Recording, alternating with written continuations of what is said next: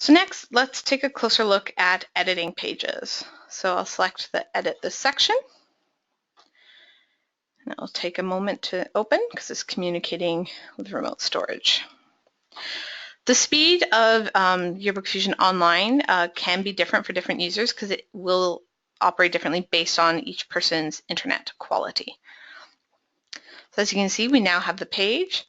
So this is our canvas. The white area is our safe area. So we want everything important to be within the white.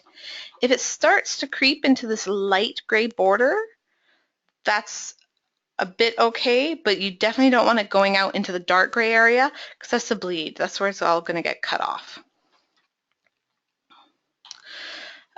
So we have our menu on the left. You can change language. You can zoom in and out, reset it back to this current position. The program does auto-save, but if you've done some work and you just want to be extra careful, we do have a save button.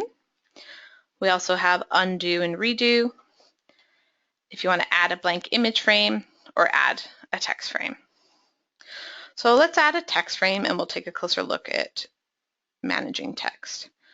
So to move the frame around, it's simply just clicking and dragging. And to resize it, you can just click and drag the handles.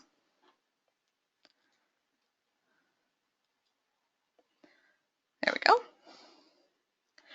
And when you're on the text box, you'll see that we have a menu open on the right-hand side. So the little pencil here is our properties. And you can instantly begin typing and you'll see the changes come live on your canvas. This is where you can adjust the font size, the font type, the alignment, the font color, and the font shadow can be turned on and off. The font shadow can even have a different color, and so on. In the properties is also this frame tab. Again, this is where you can make some adjustments to the shadow, such as the angle and the offset, like so. If you make changes to these sliders, you'll notice on the right-hand side, there's some little buttons. These are reset buttons. So once you make a change, if you don't like it, you can select the reset and it'll put it back to the original state. These frame sliders will actually change the shape and size of the text frame. So I'll just drag the width, and as you can see, the frame is now getting smaller. And I realized that I forgot the E on everyone. So I can go back to the text tab and add that on.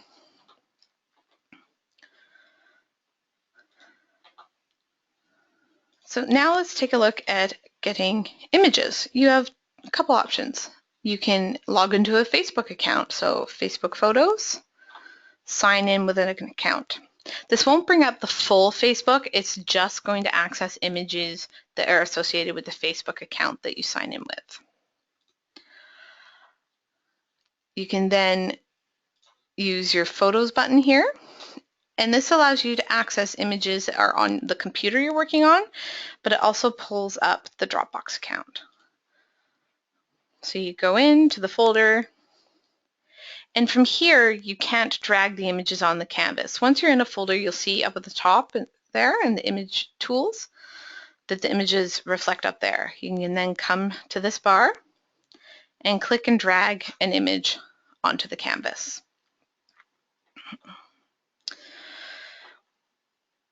The image has the same handles as our desktop software, so the blue for resizing, our yellow for panning, and cropping. So I'm dragging the sun to reposition the image. And it also has the rotate handle so that you can angle the frame.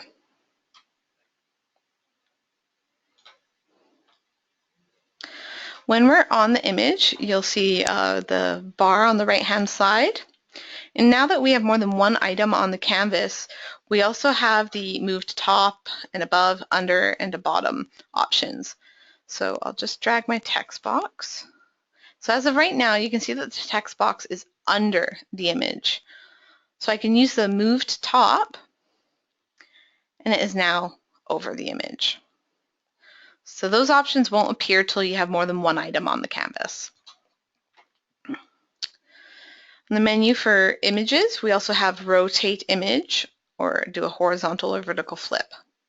So these are actually making the image change within the frame. So the frame will stay in one position and just the image will change.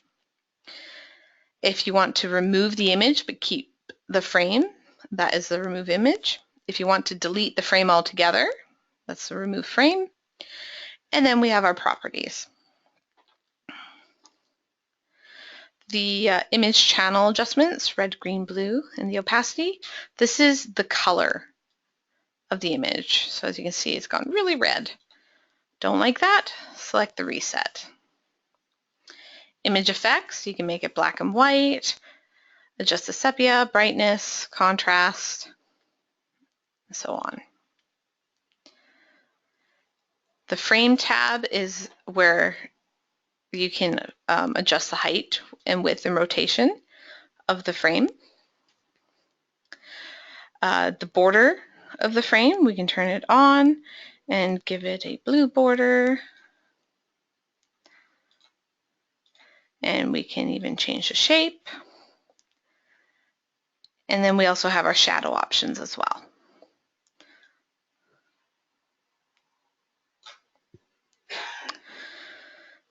So once you're done decorating your page, you can then come up to the top right-hand corner and select Save and Close. It will take a moment and then you'll be redirected to the booked ladder. Give it a moment and as you can see, it will update the page. One thing I'd like to point out, originally all our pages did have red lines saying not started, whereas now 3 of them, because we've used a template or we did some work, have now been marked as in progress, and you can see the color changes down the side as well. So I'll go back to the Admin tab, and under Page Overview, you can now see that we have a pie chart, and it's showing the percentage that's not started, in progress, and it would show submitted for review and approved if we had any marked with those statuses. And as you can see, our page limit is now up to page 4.